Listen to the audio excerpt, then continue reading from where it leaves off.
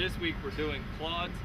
We're also doing a rib roast, and then we're also doing some tri-tip, which is very popular in the California area. The clods come from the Chuck region, and those are made up of basically three muscles. You have the clod heart, which is the triceps brachii. You also have the teres major, or the Aggie griller, and then you also have the infraspinatus, common name of flat iron or top blade.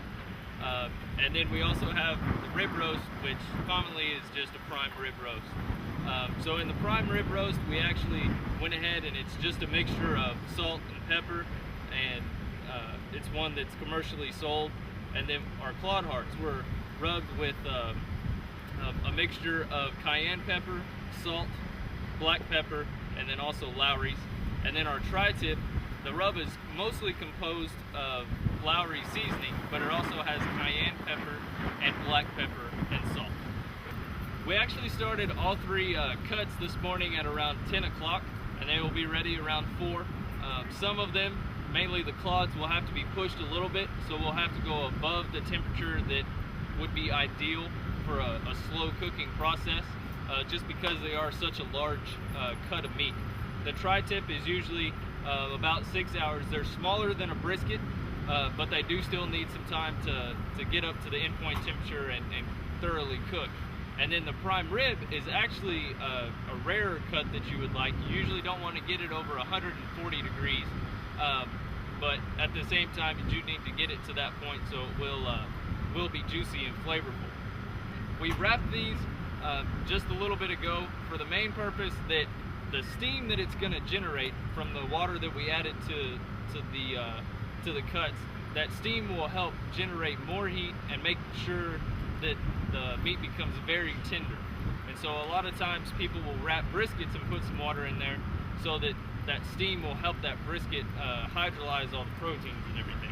And so that's the main purpose of wrapping them and adding the water, is to generate steam within the package.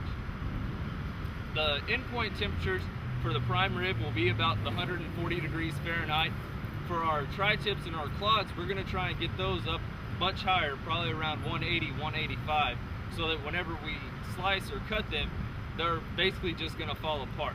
The tri-tips in California is the equivalent of the brisket in Texas, and so whenever they cook them, they want them just the same endpoint temperature as the Texas brisket so that they will fall apart as well.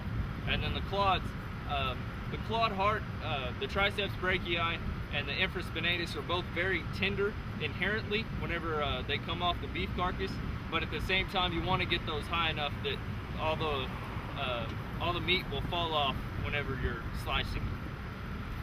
So the objective of this week's class was just to show students that there are other cuts that you can cook with or barbecue with.